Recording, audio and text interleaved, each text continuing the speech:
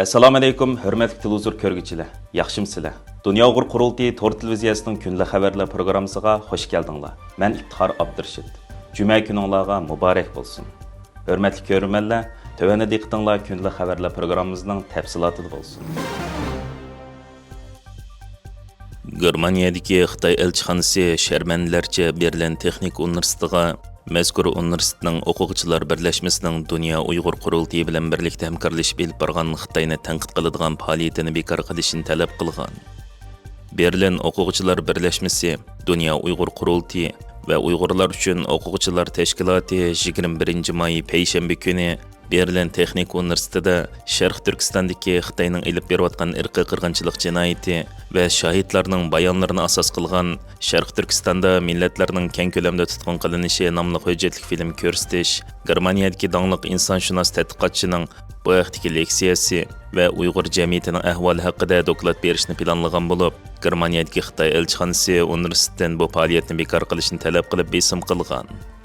Universitetning axborotlarga bildirishicha, Yevropa davlatlarida yashab turibmi kishilik huquq, demokratiya va insoniylikdan nasivisini olmagan atalmish Berlin universitetidagi Xitoy akademiklari jamiyatimi o'quvchilar birlashmasi va universitetga xat yo'llab, bu faoliyatni bekor qilishni talab qilgan.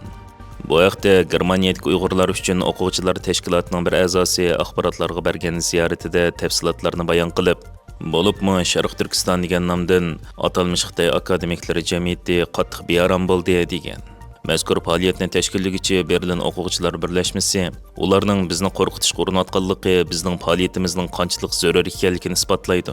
Uyg'urlarning azob oqibatlari zamonimizdagi asosli kishilik huquq masalalarining biri deydi. Bu haqda Markaziy Germaniyadagi Xatar ostlik millatlarni qo'g'dash tashkiloti bayonotida Xitoyning qo'rqitish urinishlari va Xitoy elchixonasining besim ishlatganligining ishonchli dalillari borligini, buning chegara halqagan bostirish ekanligini ta'kidlab qattiq ayblagan. Dunyo Uyg'ur qurultiyi Berlin ishxonasining mudiri va qurultoy fondining raisi G'ayur Qurbon bu haqda biz Kanada va Amerika qatorliq joylardagi faoliyatlarda Xitoyning qasddan qalaymaqonchiligiga uchragan. Bu qitimli faoliyatga ko'pinchisi Xitoy o'quvchilarining tizimtishi, planliq suiqasd va qalaymaqonlik chiqarish deb tafsili ma'lumot berib o'tdi.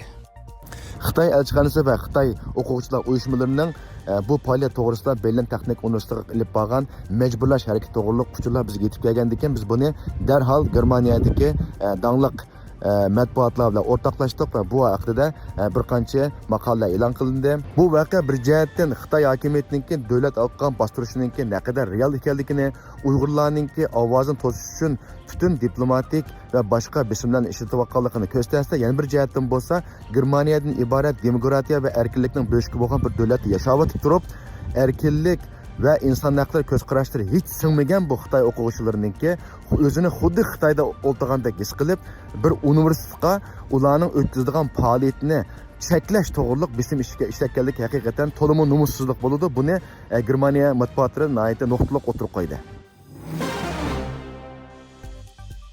Amerika davlatlik ommaviy radiosi dongliq muxbiri Emily Fengning Suriyadagi naq maydon ziyoratlari orqali Suriyadagi Uyg'ur jangchilarining roli va Xitoyning kuchayayotgan diplomatik besimi temasida Asad hukumatining og'dirilishida muhim rol o'ynagan Uyg'ur jangchilar va Xitoyning ulardan ansirishidagi sabablar ustida maxsus tekshirish maqolasi e'lon qilgan. Mazkur maqolada deyilishicha, Asad hokimiyatining og'dirilishida chet ellik jangchilar orasidagi eng chong qo'shin bo'lgan Uyg'urlar oshqushliq va strategiyalik janglarda alohida rol o'ynagan.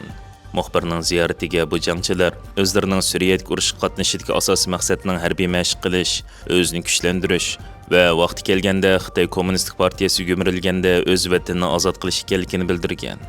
Biroq yangi Suriya hukumati qurilgandan keyin bu Uyg'urlarning Suriyadagi o'rni Xitoyning shiddatli diplomatik besimiga duch kelgan. Xitoy hukumati chet eldagi barliq Uyg'urlarni mayli g'arb davlatlarida siyosiy faoliyat olib berayotganlar bo'lsin yoki Suriyadagi Uyg'ur jangchilarini bo'lsin, izchil holda terrorchi deb ayblab kelgan bo'lib, Xitoy yaqinda Damashqdagi elchixonasini qayta ochganda Suriya hukumatidan Uyg'ur jangchilarini Suriyadan qo'g'lab chiqarishni qattiq talab qilgan. Xitoy hukumati yana xalqaro munbarlardagi o'rindan foydalanib, bo'libmi Birlashgan Davlatlar Tashkiloti Suriyaning yangi rahbari Ahmad Shara va yangi hukumatga qartilgan terrorlik jazolarining ko'p qismini bekor qilish haqida qaror loyihasini o'ttirib qo'yganda, Xitoy Birlashgan Davlatlar Tashkilotining doimiy a'zolik o'rnidan foydalanib, bilet tashlashdan voz kechgan. Shundaqla bu qarorni ochiq tanqid qilib, Suriya hukumati xalqaroning e'tirof qilishiga va jazoning bekor qilinishiga erishishdan ilgari o'z territoriyasidagi Uyg'ur jangchilar masalasini bartaraf qilishi va ularni cho'qim davlatdan qo'g'lab chiqarishi yoki yo'qotish kerakligini shart qilib qo'ygan. Muxbirning ziyoratiga Suriyadagi Uyg'urlar o'zlarining fuqarolarini nishonlaydigan har qanday terrorlik harakatlarga butunlay qarshi ekanligini, Afg'onistondagi guruhlar bilan aloqasining yo'qligini, faqat o'z vatani va e'tiqodini qo'g'dashni maqsad qilgan milliy ozodlik kuchi ekanligini ta'kidlagan. Bu haqda Birlashgan Davlatlar Tashkilotining sobiq kuzatuvchilari Suriyadagi Uyg'urlarning Xitoyning ichidagi zo'ravonlik voqealariga bevosita chetishlik ekanligiga oid hech qanday aniq dalillarni ko'rmaganligini o'ttirib qo'ygan. İstanbul'da o'tkazilgan xalqaro strategik tadqiqotlar yig'inida Uyg'ur irqiy qirg'inchiligi o'ttirib qo'yilgan. Türk Dünyası Yörük Türkmenler Birliği'nin alternatif almashtirish tadqiqot markazi va Pochta nashriyati bilan hamkorlashib tashkillashida Türk Devletleri Teşkilatı, Türk Dünyası Şehirler Birliği, Bursa Şehirlik Hükümeti, Ümraniye Şehirlik Hükümeti ve Pendik Şehirlik Hükümet qatarlıq teşkilat ve hükümetinin yardım bilan uyushtirilgan 3. navbatlik Xalqaro Türk Dünyası Strategik Tadqiqotlar Qurultayı Marmaray Universitetining Siyosiy fanlar fakulteti sahibxonligida 17 davlatdan 63 universitet ve 16 organdan 104 akademikning qatnashishi bilan o'tkazilgan. Mazkur qurultayda ko'rgazma va har xil programmalar orqali 82 maydon doklad sunilgan va shundaqla Uyg'ur irqiy qirg'inchiligi va muhojirat Uyg'urlarning mustaqillik ko'rishi alohida tilga ilingan.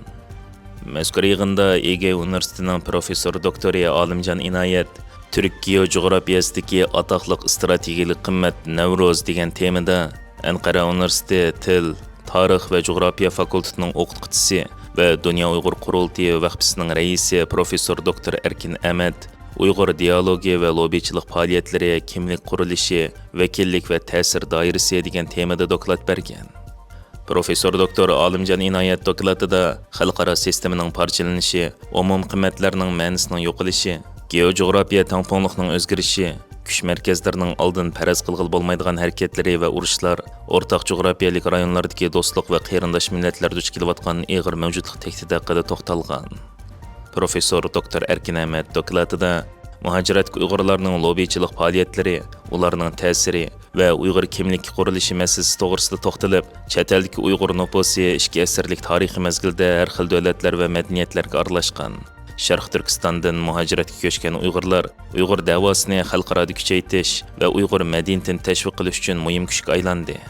Ammo hozir Sharq Turkiston lobbichilik faoliyatlari xalqimiz kutgan muvaffaqiyatga to'liq erishalmagan bo'lsa-mu, yaqinqi yillardan buyon muhim muvaffaqiyatlarga erishdi. Ular Türk Dünyasının qanigan yarısı bo'lgan Uyg'ur davosini xalqaro sahnaga olib chiqdi. Ammo ularning kutgan maqsadiga to'liq yetilmasligining nurg'un sabablari bor.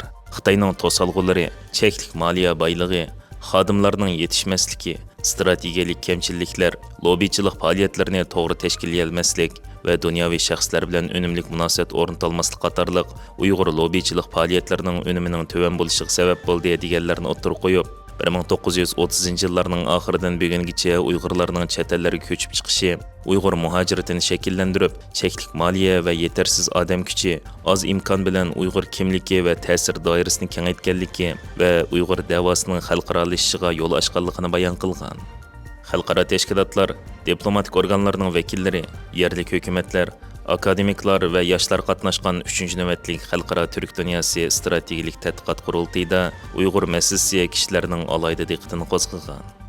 Hörmətli görürmənlər, yuqorida diqqətinizə günlük xəbərlər proqramımızın təfsilatını sundum. Keng qitimliq sanımızgacha ko'rishkish aman bo'lgaysizlar. Stansiyamızın YouTube kanalıga a'zo bo'lishni unutmang. Xayr xo'sh.